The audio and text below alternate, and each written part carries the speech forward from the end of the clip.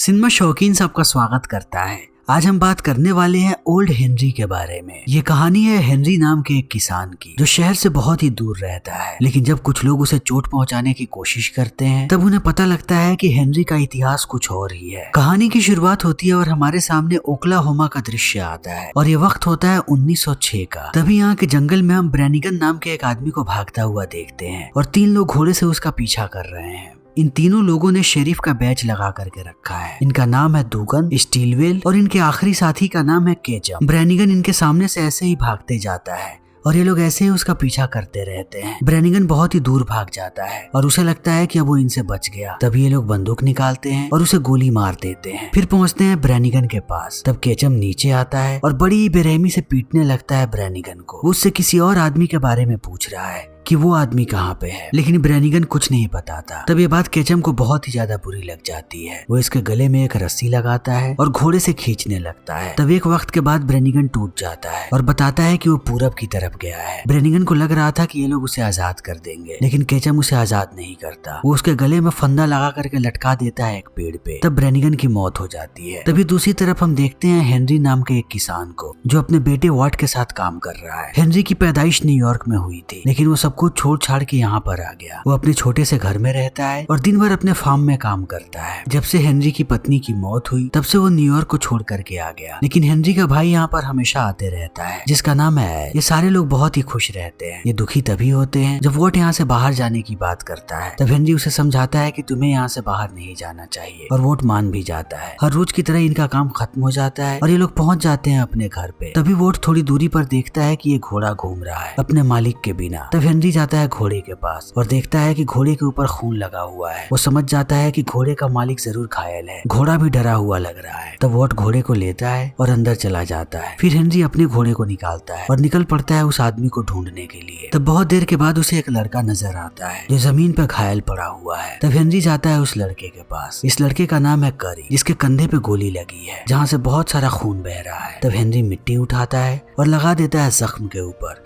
और उसके ऊपर से रुमाल को रख देता है। तभी वो देखता है कि बगल में ही एक बंदूक पड़ी हुई है और उसके बगल में एक बैग है जिसमें बहुत सारे पैसे हैं। तब हेनरी को समझ में आता है कि ये मामला बहुत ही बड़ा है, और अगर मामला बड़ा है तो खतरा भी बड़ा होगा, और हेनरी किसी भी खतरे में नहीं पड़ना चाहता। इसीलिए वो यहाँ से जाने लगता है। लेकिन थोड़ी दूर जाने के बाद उसे एहसास होता है कि अगर वो यहाँ से चला गया तब ये मासूम लड़का मारा जाएगा। फिर वो दोबारा वापस आता है। वापस आने के बाद वो सारी चीजों को उठा लेता है और सारे सबूतों को मिटा देता है कि अगर कोई भी यहाँ पर आए तो उसे पता ना लगे कि यहाँ पर कौन था और यहाँ से वो कहाँ पे गया। वो करी को अपने घोड़े पे लादता है और लेकर के चला आता है अपने घर। तब हेनरी और वॉट दोनों मिलकर के करी को नीचे उतारते हैं और लेकर के आते हैं घर के अंदर। फिर हेनरी उसके जख्मों पे मरहम लगाता है। उसे जितनी समझ है उस हिसाब से वो उपचार करता है, और जैसे ही रात होती है वो घोड़े से सारे पैसे और बंदूक को बाहर निकालता है और ला करके अपने अलमारी के अंदर छुपाने लगता है। तभी हम वॉट को देखते हैं जो दरवाजे के नीचे से झांक रहा है। हेनरी को ये बात पता नहीं है, लेकिन वॉट ने देख लिया है कि हेनरी ने कुछ न कुछ तो अलमारी में छुपा करके रखा है। तभी सुबह हो जाती है। सुबह में हेनरी जैसे ही करी को देखता है और उसके जख्मों को, वो समझ जाता है कि वो उपचार नहीं कर सकता करी का। अगर उसे करी की जान बचानी है तब उसे शहर जाना पड़ेगा एक डॉक्टर को बुला करके लाने के लिए। इसीलिए अब करी शहर जाने वाला है। लेकिन शहर जाने से पहले वो रस्सी से करी को बांध देता है और एक चाकू को रख देता है टेबल पे, और यहाँ से निकल पड़ता है शहर जाने के लिए। वो जैसे ही यहाँ से निकलता है, वोट जाता है अलमारी की तलाशी लेने की, आखिर रात में हेनरी ने यहाँ पर क्या रखा था। जैसे ही वोट अलमारी को खोलता है, उसे अंदर बहुत सारे पैसे नजर आते हैं और एक बंदूक। लेकिन वोट पैसों को नहीं छूता। वो बंदूक लेकर के बाहर चला जाता है और एक बोतल पे निशाना लगाता है। वो कई गोलियां ऐसे ही चलाते जाता है। तब जाकर के एक गोली लगती है बोतल पे, लेकिन इस गोली की आवाज बहुत ही तेज है। ये आवाज चली आती है करी के कानों में। तब धीरे धीरे वो होश में आने लगता है, लेकिन होश में आने से पहले उसे अपनी जिंदगी की झलकियां नजर आती हैं। वो अपने घर को जलता हुआ देखता है, जब उसके घर को जला दिया गया और उसके पूरे परिवार को मार दिया गया। करी को ये सारी बातें याद आती है। तभी वोट को लगता है कि अब हेनरी आने वाला है। फिर वो घर के अंदर आता है और अलमारी में आकर के बंदूक को रख देता है। तभी वो नीचे एक संदूक को देखता है जिसे हेनरी ने बहुत ही वक्त से छुपा करके रखा है। फिर वो उसे निकालता है बाहर। जैसे ही वो संदूक को खोलता है, उसे अंदर एक और बंदूक नजर आती है और उसके साथ साथ अखबार की बहुत सारी कटिंग, जिसमें एक क्रिमिनल का जिक्र है जिसने बहुत सारे क्राइम किए हैं। तभी दूसरी तरफ हम हेनरी को देखते हैं। जब वो शहर की तरफ जा रहा होता है, तब वो केचम की टीम को देखता है जो करी के पैरों के निशान का पीछा करते हुए यहाँ पर आए हैं। स्टीलवेल अभी उस जगह को देख रहा है जहाँ पर करी बेहोश होकर के गिरा था। स्टीलवेल बहुत ही चालाक है। वो यहाँ की चीजों को देखने के बाद समझ जाता है कि किसी ने निशानों को मिटाया है, यानी कि करी अब अकेला नहीं है, उसके साथ कोई और भी काम कर रहा है। तभी इन्हें एक आवाज सुनाई पड़ती है और ये लोग समझ जाते हैं कि इन्हें कोई देख रहा है। फिर धीरे धीरे वो लोग उस आवाज की तरफ आगे बढ़ने लगते हैं। केचम गोली भी चलाता है, लेकिन वो और आगे आते उससे पहले हेनरी वहाँ से भाग जाता है अपने घोड़े पर बैठ करके। तभी हम वॉट को देखते हैं, जिसे पता लगता है कि करी के हाथ को जिस रस्सी से बांधा गया था वो रस्सी लूज हो गई है। फिर वो जाता है उसके पास, तभी वो देखता है कि उसके दूसरे हाथ पर कंबल है। तब वो कंबल हटाने जाता है। जैसे ही कंबल हटाता है उसे एहसास होता है कि करी ने अपने हाथ को खोल लिया है और वो नाटक कर रहा है कि अभी बेहोश है। फिर करी उठता है और टेबल से चाकू उठा करके हमला कर देता है वॉट पे। तब वॉट कहता है कि मैं तुम्हें चोट पहुंचाने नहीं आया हूँ, मैं बस तुम्हारी मदद कर रहा हूँ। लेकिन करी उसकी बात नहीं सुनता। तभी यहाँ पे हेनरी आ जाता है। फिर वो हमला कर देता है करी पे। वो करी को तब तक पीटता है जब तक वो बेहोश नहीं हो। फिर थोड़ी देर के बाद जैसे ही करी की आंखें खुलती हैं, वो अपने आप को एक कुर्सी पे बंधा हुआ पाता है और हेनरी उसके सामने है। हेनरी कहता है कि बाहर जाना बहुत ही खतरनाक है, इसलिए तुम्हारी जान बचाने के लिए अब मुझे ही तुम्हारी गोली निकालनी पड़ेगी। फिर वो एक चाकू को गर्म करता है और उससे गोली निकालने लगता है यहाँ पर करी का। लेकिन वो करी से सवाल पूछता है कि आखिर तुम हो कौन और तुम्हारे पीछे इतने खतरनाक लोग क्यों लगे हैं। तब करी कहता है कि मैं एक सरकारी मुलाजिम हूँ, वो लोग बहुत ही ज्यादा खतरनाक है। अगर तुम दोनों जिंदा रहना चाहते हो तो जितनी जल्दी हो सके यहाँ से भाग जाओ। लेकिन ये लोग कुछ और बात करते उससे पहले केचम अपने आदमियों को लेकर के आ जाता है दरवाजे पे। तब हेनरी जाता है बंदूक निकालने के लिए करी की। तब उसे एहसास होता है कि ये बंदूक खाली है। फिर वो बंदूक को सूंघता है। सूंघने के बाद उसे पता लगता है कि थोड़े समय पहले ही इस बंदूक को चलाया गया है। लेकिन हेनरी के पास ये सब सोचने का वक्त नहीं है, इसीलिए वो दोबारा गोलियां भरता है और चला आता है बाहर। तब केचम हेनरी को कहता है कि एक क्रिमिनल घूम रहा है इधर, जिसका नाम है करी, उसने खून भी किया है और वो सबको कहता है कि वो एक शेरिफ है, हम उसे पकड़ना चाहते हैं, क्या तुमने उसे देखा है? तब हेनरी कहता है कि नहीं, तुम लोगों के लिए अच्छा यही होगा कि तुम लोग यहाँ से चले जाओ। तब केचम कहता है कि तुम्हारा नाम क्या है? तब हेनरी बताता है कि हेनरी मैकार्थी। मैकार्थी सुनने के बाद केचम चौंक जाता है और कहता है कि थोड़े समय पहले एक क्रिमिनल हुआ करता था मैकार्थी नाम का, जिससे सारे लोग कांपते थे, क्या तुम्हारा उससे कोई ताल्लुक है? तब हेनरी कहता है कि मेरे परिवार में मेरे अलावा कोई भी नहीं है, इसीलिए मुझे नहीं लगता कि मेरा उससे कोई भी ताल्लुक है। तब केचम अपने आदमियों को लेकर के जाने लगता है, लेकिन जाने से पहले कहता है कि रात को दरवाजे बंद करके सोना। लेकिन अब हेनरी बहुत गुस्से में है। अंदर आते ही वो थप्पड़ मारता है वोट को और कहता है कि तुमने गोली क्यों चलाई? तब वोट कहता है कि मैं इस वीराने में अकेला रहता हूँ, जहाँ पर हर एक आदमी के पास बंदूक है। आपने कभी भी मुझे गोली चलाना नहीं सिखाया, इसलिए मैं खुद से सीखना चाहता था। तब हेनरी उसे 2 और थप्पड़ मारता है और कहता है कि तुम बंदूक कभी भी नहीं उठाओगे। तब वोट गुस्सा हो जाता है और कहता है कि आप अकेले ही रहोगे हमेशा के लिए यहाँ पर। जैसे ही मैं और बड़ा होऊंगा मैं इस जगह को छोड़ करके भाग जाऊंगा, ये जगह नर्क से भी बदतर है। तब ये बात हेनरी को बुरी लग जाती है। फिर भी वो जाता है करी के पास और कहता है कि अभी के अभी मुझे पूरा का पूरा माजरा बताओ। तब करी बताता है कि मैं असली शेरिफ और जिन 3 लोगों को तुमने बाहर देखा वो डाकू हैं, जिन लोगों ने एक बैंक को लूटा था और मेरे डिप्टी को मार दिया। उनके मरते ही उनके बैचेस ले लिए, लेकिन मैं उनसे लड़ा, मैंने सारे पैसे उनसे छीने, लेकिन इसी बीच मैं भी घायल हो गया। तब वो मेरा पीछा कर रहे थे। फिर मैं भागता हुआ आ गया बीहड़ में और नीचे गिर करके बेहोश हो गया। उसके बाद जैसे ही दोबारा मेरी आंख खुली मैंने अपने आप को तुम्हारे घर में पाया। लेकिन अभी तक मुझे एक बात समझ में नहीं आ रही कि केचम ने तुम्हें गोली क्यों नहीं मारा। वो किसी को भी जिंदा नहीं छोड़ते जिन पे उन्हें शक होता है। तब हेनरी यहाँ से चला जाता है। इसी बीच हम केचम को देखते हैं जो अपने साथियों के साथ बैठा हुआ है। केचम कहता है कि हेनरी जरूर कुछ जान रहा है, लेकिन फिर भी वो कुछ नहीं बता रहा। तब स्टीलवेल कहता है कि जरूर करी उसे हिस्सा देने वाला होगा। तब दुगन गुस्सा हो जाता है और केचम को कहता है कि आखिर हमने उसे क्यों नहीं मारा। तब केचम पूरी बात समझाता है कि जिस तरीके से उस आदमी ने बंदूक को पकड़ा था, मैं उस चीज को देख करके समझ गया कि वो किसान नहीं है और पता नहीं उसने अपने बारे में और क्या क्या झूठ बोला है और वो इस काम को पैसे के लिए भी नहीं कर रहा। मुझे उसकी आंखों में कोई लालच नहीं दिखा, तो उस वक्त हमला करना बेवकूफी हो सकती थी। अब हम पता लगाएंगे उसके बारे में, तब हम हमला करेंगे। फिर केचम दुगन को कहता है कि तुम रात को उसके घर पे जाओगे और जाकर के चारों तरफ नजर रखो, बाकी हम लोग तब तक बंदूकें लेकर के आते हैं। तभी रात हो जाती है। रात में हेनरी बाहर आकर के कहता है वोट को कि अंदर चलो। फिर वो दरवाजा बंद करता है और करी को खाना खिलाने लगता है। तब करी कहता है कि तुम्हें अभी भी मुझ पे भरोसा नहीं है, अभी भी तुमने मेरा हाथ बांध करके रखा है। तब हेनरी उससे कुछ सवाल पूछने लगता है ताकि वो पता लगा सके कि आखिर करी भरोसे लायक है भी या नहीं। तब करी सबके बारे में बताता है और सबके नाम बताता है, उसकी जिंदगी में जितने भी लोग आए हैं,